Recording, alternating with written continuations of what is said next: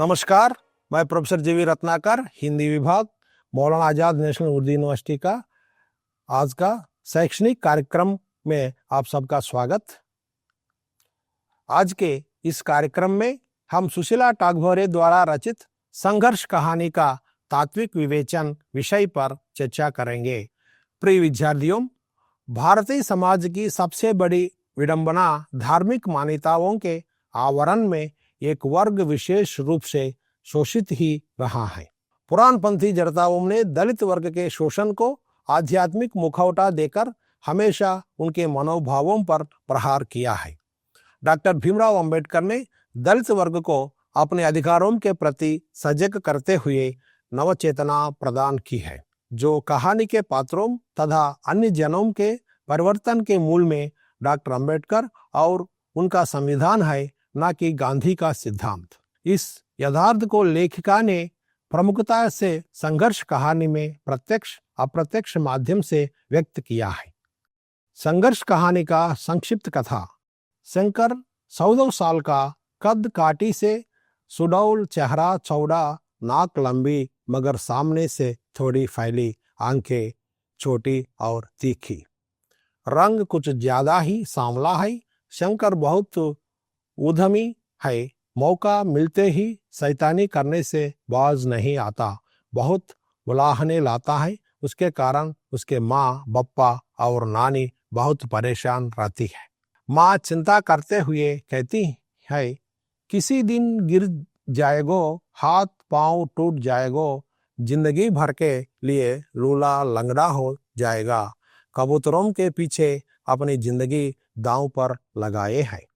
गांव में छुआछूत और आचार विचार की भावना ज्यादा होने पर भी इतना परिवर्तन नहीं हो पाया है कि शंकर स्कूल में अपने उच्च वर्ण सहपाठियों के साथ कक्षा में बैठकर पढ़ सकता है।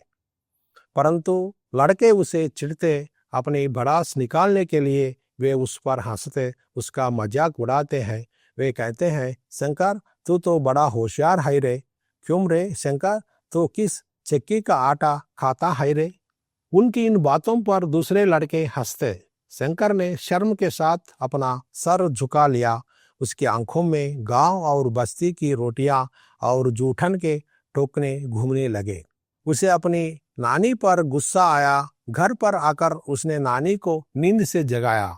उसने नानी की साड़ी पकड़कर खींची, कहा, नानी तू इसी समय यहाँ से चली जा, मैं तुझे इस घर में नहीं रहने दूंगा। कोई और समय होता तो नानी हंसकर कहती, यह तो मेरा ही घर है, तुम जाओ तुम्हारे घर।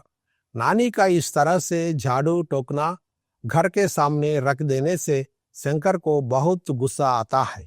जैसे ही नानी घर में आती है तो उनकी शामत आ जाती है, तोड़ाकर फेंक दूंगा, घर के सामने दिखना नहीं चाहिए। और सही में लात मार मार कर वह झाड़ू टोकना तोड़ देता। बांस की लंबी मार की बारीक सींखें बिखर जाती हैं। वह अपनी बेटी से कहती है, पढ़ाई करने से और स्कूल जाने से इस लड़के का दिमाग कहीं खराब तो नहीं हो गया। हिंदू समाज व्यवस्था में जाति ऐसी चीज है जो इंसान के जन्म के साथ ही उससे जुड़ जाती है और इंसान के मरने का बाद भी नहीं जाती, चाहे गांव हो या शहर। जातिभेद की भावना लोगों के हृदय में रहती ही है। फर्क बस इतना रहता है कि कुछ लोग अप्रत्यक्ष रूप से अपने व्यवहार और कार्यकलापों से जातिभेद को मान्यता देते हैं और अपने उच्चता को हमेशा के लिए कायम रखना चाहते हैं। एक बार स्कूल के लड़कों ने शंकर के साथ कुश्ती का खेल खेलने का निर्णय लिया। जात पात मानने वालों के प्रति उसका मन आक्रोश से भरा हुआ था। उसने एक एक लड़के को उठाया और पटकने लगा। उसे पिछले दिनों की बात याद आने लगी कि द्विवेदी ने कहा था, अरे शंकर अंडा खाता है, मुर्गा खाता है, बकरा काता है इसलिए बड़ा पहलवान है। इस बात पर त्रिवेदी और चतुर्वेदी ने चीची आंख थू कहते हुए उसके सामने थूका था। उस दिन चुप रहा, परंतु आज वह उन लड़कों से यही कह रहा था, मेरे सामने फिर थूको और अपने थूक को मेरे सामने चाटो, तभी जाने दूंगा, नहीं तो जाने नहीं दूंगा। दूसरे दिन इसकी शिकायत लड़कों ने मास्टर जी के पास कर दी। शंकर चुपचाप खड़ा रहा। हेडमास्टर जी ने ट्रांसफर सर्टिफिकेट बनाकर शंकर के हाथ में दे दिया। स्कूल से शंकर का नाम निकाल दिया गया।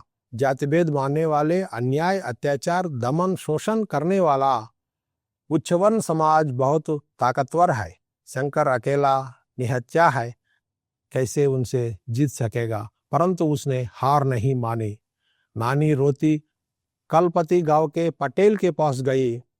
वे भी चुप रहे, अपने काम में वे व्यस्त रहे। नानी हाथ जोड़कर उनके विनती करती रही, पटेल जी, मास्टर जी को हुक्म दे दो, मेरे शंकर को स्कूल में बैठने दो। मेरा नाती पढ़ने में होशियार है, वह मैट्रिक की परीक्षा में अच्छे नंबर से पास होएगे, अच्छी नौकरी करेगा, वह जीवन भर आपको नाम लोगो, उस पर दया करो पटेल जी। पटेल जी का मन नहीं पसीजा। शंकर की कक्षा 10वीं बोर्ड की पढ़ाई होती रही। तब उसे डॉक्टर अंबेडकर की बातें याद आई कि डॉक्टर अंबेडकर ने उन्हें पढ़ने का अधिकार दिलाया है, फिर उसे स्कूल से कोई नहीं निकाल सकता। शंकर ने मास्टर जी के अपने सूझबूझ से मास्टर जी से बोर्ड की परीक्षा में बैठने की अनुमति प्राप्त कर ली। अपनी लगन और मेहनत के आत्मबल पर और संघर्ष से वह 10वीं की परीक्षा में वह प्रथम श्रेणी में अच्छे अंकों से पास हुआ। एक दिन शंकर को स्कूल में बुलाकर बताया गया, शिक्षा अधिकारी का पत्र आया है। अपने गांव का शंकर गांव में अपनी जाति का पहला मैट्रिक लड़का है। स्कूल और गांव की ओर से उसका स्वागत सम्मान किया जा रहा है। शंकर समझ गया, सफलता के लिए शिक्षा चाहिए, तभी उनका संघर्ष सफल हो सकता है। कहानी के प्रमुख पात्रों का चरित्र चित्रण। संघर्ष कहानी के पात्र इस प्रकार है। शंकर कहानी का मुख्य पात्र है, जो मध्यम कद काटी का चेहरा रोबीला तथा रंग सांवला है, हमेशा संघर्षशील बना हुआ है, अपनी जाति के लिए संघर्ष करता है। माँ, शंकर की माँ जो हमेशा अपने बेटे के लिए चिंताग्रस्त रहती है कि शंकर कोई शैतानी करके कहीं हाथ पैर ना तुड़वा बैठे। नानी, शंकर की नानी जो शंकर के प्रति उसका दिल ममता से भरा रहता है। नानी जो गांव के घरों में जा जाकर जूठन इकट्ठा करती है तथा वे गली तथा मोहल्लों की गंदगी को साफ करने का कार्य करती है। मास्टर जी जो दलितों पर अत्याचार करते हैं। जब शंकर के प्रति स्कूल के लड़कों ने मास्टर जी से शिकायत की तो मास्टर जी ने छड़ी से उसके हाथ, पैर और पीठ की चमड़ी उधेड़ दी। पर छड़ी की मार से भी शंकर नहीं डरा, क्योंकि उसे पता था उसने कोई गलत कार्य नहीं किया। संघर्ष कहानी में संवाद की बात करें तो कहानी में संवाद इस प्रकार देख सकते हैं। माँ चिंता करते हुए कहती हैं, किसी दिन गिर जाएगो, हाथ पांव टूट जाएगो, जिंदगी भर के लिए लूला लंगड़ा हो जाएगो, कबूतरों के पीछे अपनी जिंदगी दांव पर लगाए है। लड़के शंकर को चिढ़ाते और भड़ास निकालने के लिए एक दिन कहा, शंकर तू तो बड़ा होशियार है रे। क्यों रे शंकर, तो किस चक्की का आटा खाता है रे? उनकी इन बातों पर दूसरे लड़के हंसे। शंकर ने शर्म के साथ अपना सर झुका लिया। उसका मन क्षोभ से भर गया। उसकी आंखों के सामने गांव बस्ती की रोटियां और जूठन के टोकरे घूमने लगे। नानी अपने नाती शंकर के सामने अपने गलती मानते हुए प्यार से कहा, हाँ बेटा, अब मैं ऐसा नहीं करूंगी तो गुस्सा मत हो। मैं कपड़ा लत्ता अच्छे से पहना करूंगी, ऐसी बुरी हालत में नहीं दिखूंगी। फिर वह शांत भाव से समझाते हुए शंकर से बोली, बेटा, मैंने शुरू से ही काम किए हैं। मैं कौन हूँ? अब मैं यह काम छोड़ भी देऊँ तो क्या मेरी जात बदल जाएगी? जो जात है वह तो वही रहेगी, काम करो। कहलाएंगे हम बंगी ही। कहानी का देशकाल और वातावरण। गांव में बरसात के दिनों में भीगते हुए वह कीचड़ पानी में घूमता और गलगल तीतर पकड़ने की फिराक में रहता। कबूतर पकड़ने के लिए वह माल गोदाम की छत पर चढ़ जाता।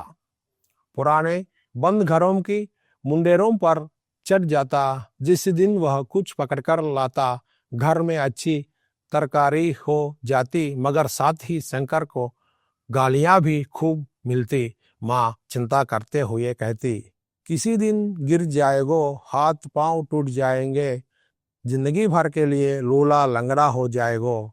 कबूतरों के पीछे अपनी जिंदगी दांव पर लगाए है। वातावरण। स्कूल के वातावरण में जाने से शंकर में एक आत्मविश्वास जाग जाता है। अक्सर उसने हेडमास्टर जी को कहते सुना है। मध्य प्रदेश में और पूरे देश में यह सरकारी नियम बन गया है, शंकर को स्कूल से नहीं भगा सकते, नहीं तो कानून हमें भगाएगा। शंकर को स्कूल में आने और पढ़ने का अधिकार मिल गया है। डॉक्टर अंबेडकर ने देश के संविधान में उन्हें मूलभूत अधिकार दिए हैं। शंकर के घर में बिजली की लाइन नहीं है, रात में घास लेट तेल की चिमनी जलाते हैं। बप्पा बड़ी उम्मीदों के साथ कहते हैं, हमारा बेटा खूब पढ़ाई कर रहा है, वह जरूर साहब बनेगा, वह जरूर बाबू की नौकरी करेगा। संघर्ष कहानी का उद्देश्य और जीवन दर्शन। निस्संदेह संघर्ष कहानी में लेखिका अपने उद्देश्य में सफल रही है। यह कहानी न केवल पठनीय है, बल्कि अम्बेडकरवादी विचारधारा की दृष्टि से साहित्य के लिए संघर्ष कहानी नींव की भूमिका जैसी कहानी साबित होगी। इस प्रकार यहाँ संघर्ष कहानी खत एवं शिल्प दोनों की दृष्टियों से साहित्य में महत्वपूर्ण स्थान रखती है। इस कहानी का मुख्य उद्देश्य भी समतामूलक समाज की स्थापना करना है।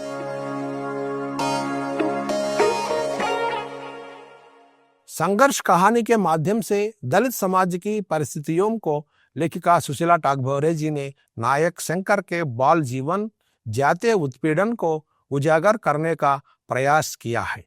शंकर को जो उसके जाति के कारण चिढ़ाते हैं, शंकर को उन्हें सताने तंग करने में सुख मिलता है। शंकर का अपनी नानी से महिला उठाने को मना करना, उससे लड़ना व सुअर पालने और बेचने पर नानी के बाल पकड़कर जन जोड़ना, ये कुछ ऐसे प्रसंग है जो दलित के अंतर्द्वंद को बखूबी उभारते हैं। पुरानी पीढ़ी का अपने पेशे के प्रति मजबूरी और मोह व नई पीढ़ी का पुश्तैनी पेशे के खिलाफ विद्रोह, घृणा में जीत आखिर नई पीढ़ी की होगी, ऐसा तय है। इसी मत को लेखिका बार बार इस कहानी के माध्यम से स्थापित करना चाहती है। समाज में अनेक शंकर आज इस संकट के भंवरे में फंसे हैं। वे शिक्षा के माध्यम से वहां से निकलने का प्रयास भी करते हैं। प्रिय विद्यार्थियों, आज के इस एपिसोड में हमने संघर्ष कहानी का तात्विक विवेचन को समझ लिया। आज के लिए इतना ही। हम अगले एपिसोड में किसी अन्य विषय पर चर्चा करेंगे। मुझे अनुमति दीजिए। नमस्कार, आदाब, धन्यवाद।